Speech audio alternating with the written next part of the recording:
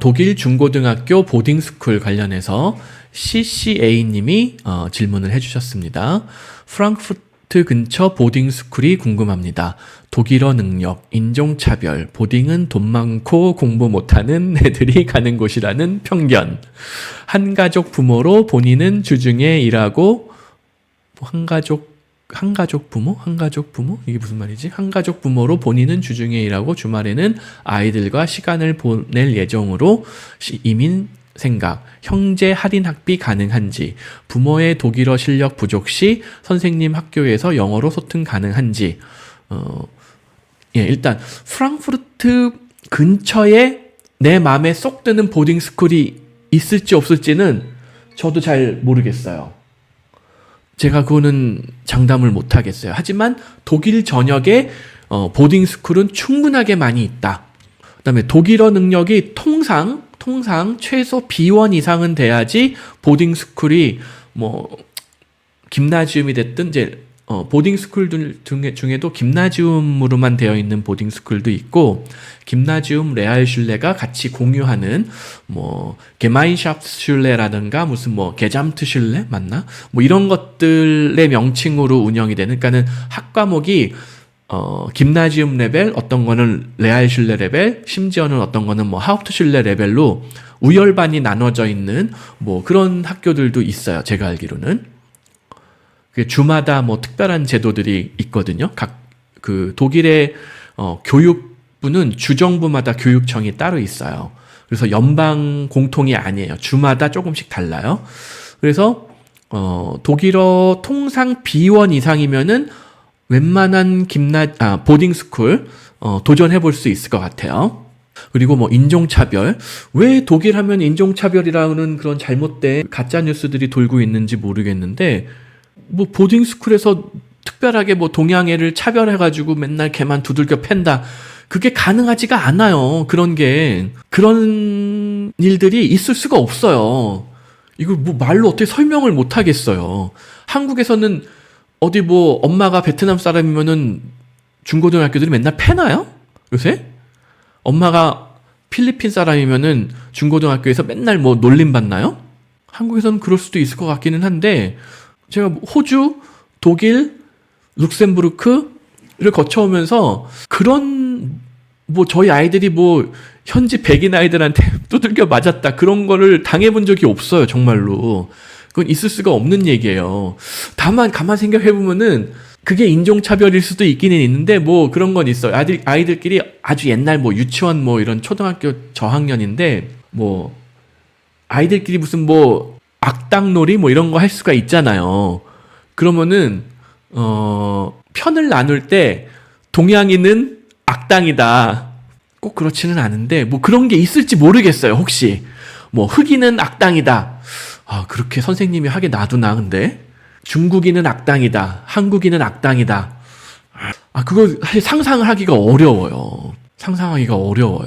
유럽에서 인종차별, 그거보다는 좀 더 현실적인 거는 이런 건 있을 수가 있어요. 처음에 오면은 영어를 못하든 독일어를 못하든 자기 의견을 마음껏 표현하지 못하는 답답함이 있을 수 있어요. 이게 인종차별을 당했다라고 느끼는 어떤 주요 원인이 될 수는 있을 것 같아요. 그 외에 문화적인 차이 이런 게 있어요.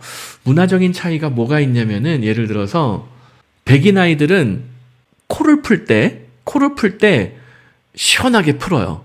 옆에 눈치 안 보고. 근데 예를 들어서 이렇게 코를 이렇게 후빈다든가 귀를 이렇게 후빈다든가, 이거는 굉장히 매너 없다고 생각을 해요. 코는 흥 풀면서. 근데 제가 목격한 바로는 한국 아이들은 코를 흥 풀지는 않아요.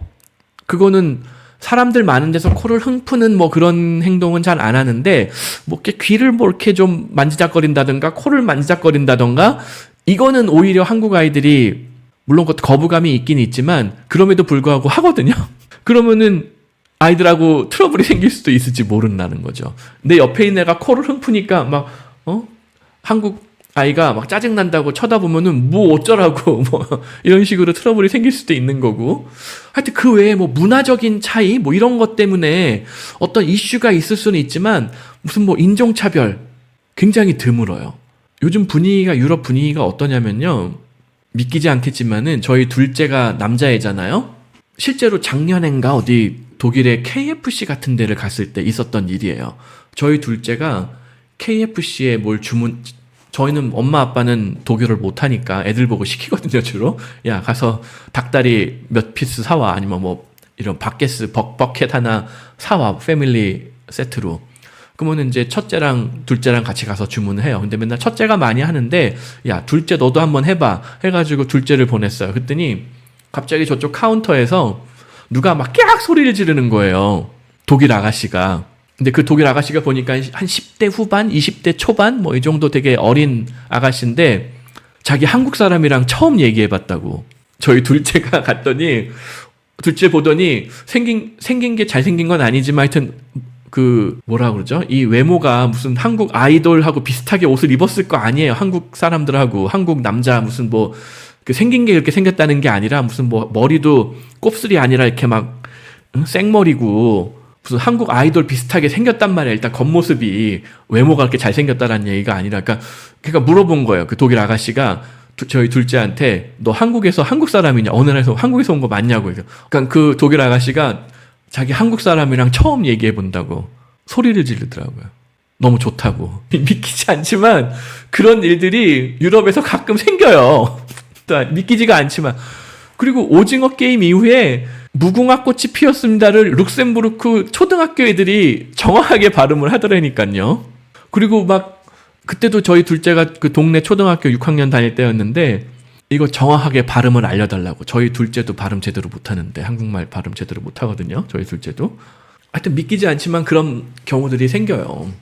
그래서 실제로는 아이들이 어디 독일에서 학교 다니면서 무슨 뭐 엄청난 막 무슨 뭐 인종차별을 당했다?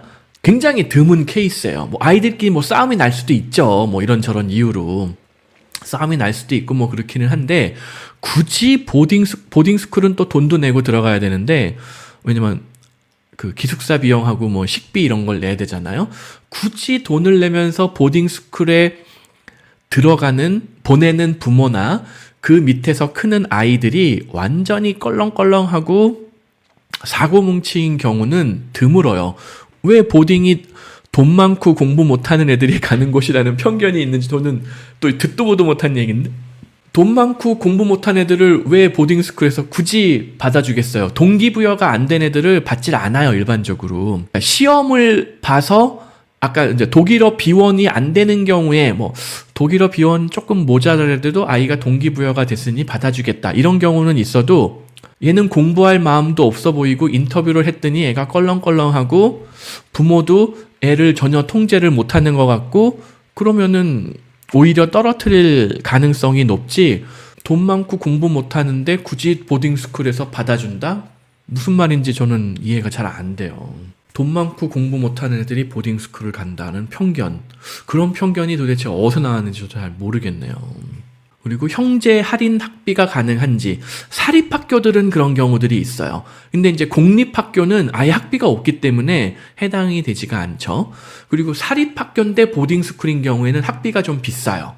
학비가 아까 말씀드린 뭐 공립학교의 보딩스쿨은 1년에 6,000유로 안팎이에요. 뭐 어떤 데는 싼 데는 5,000유로. 5,000, 6,000유로면은 학비랑 기숙사 비용이랑 식비, 학비가 아니라 이게 다 커버가 되는데 사립학교는 되게 비싼 학교가 있거든요, 독일에. 의외로 몇몇 사립 비싼 학교들이 있는데 거기는 독일어 비원 받고 들어간다 치더라도 공부 굉장히 열심히 더 해야 될 것이고 학비가 한 3, 4만 유로대예요. 학비 및 기숙사 비용 합쳐서 3, 4만 유로대이기 때문에 모르겠어요. 내가 부모님이 자금이 충분하게 있고 우리 아이들은 정말 어디 옛날 영국 여왕의 남편분이 다니던 그런 명문 사립학교 호그와트 비슷하게 생긴 그런 막 오래된 성을 개조해서 만든 사립학교 이런 데에 보내고 싶다. 보낼 수 있어요. 단 학비가 최소 3, 4만 유로 이상이다. 어쩌면 4, 5만 유로 정도 될지도 모르겠어요. 학비 플러스 보딩스쿨 비용이. 그리고 부모가 독일어 실력 부족 시 선생님 학교에서 영어로 소통 가능한지. 대부분의 경우에는 예스예요. 엄마 아빠가 영어를 잘하면은 영어로 선생님이 뭐 떠든 영어로 하더라도 대부분 영어 의사소통이 가능한데, 이제 엄마 아빠도 한국 엄마 아빠도 영어를 잘 못한다. 얼마나 사실 한국에서 영어를 내가 잘한다는 분들이 대부분의 독일 사람보다 영어를 못하거든요.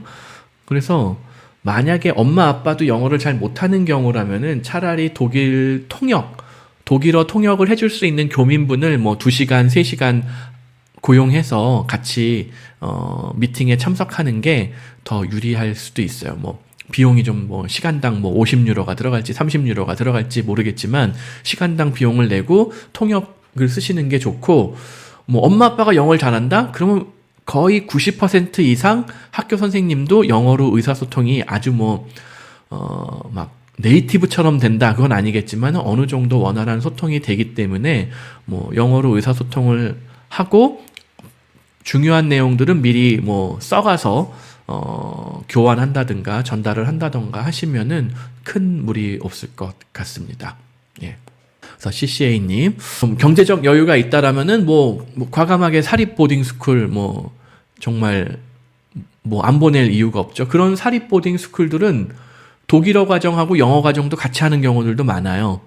그래서 아비투어, 독일 아비투어 플러스 국제학교 IB 디플로마 2개를 동시에 따갖고 나오기도 해요. 공부도 뭐 학비가 비싸니까 빡세게 시키고, 거기 사감 선생님도 더 무섭고, 공립학교보다 더 무서울지 어떨지 뭐 확실하게는 모르겠지만 아무튼 굉장히 그 내용들을 보면은 야, 돈 들이는 보람이 있구나, 뭐 그런 게 좀 있기는 있거든요. 학교가 자체가 일단 으리으리하고 호그와트 같고 진짜로. 예. 그래서 한번 뭐 공립, 사립 양쪽 비교를 해보시고 최종 결정하시면은 좋을 것 같습니다.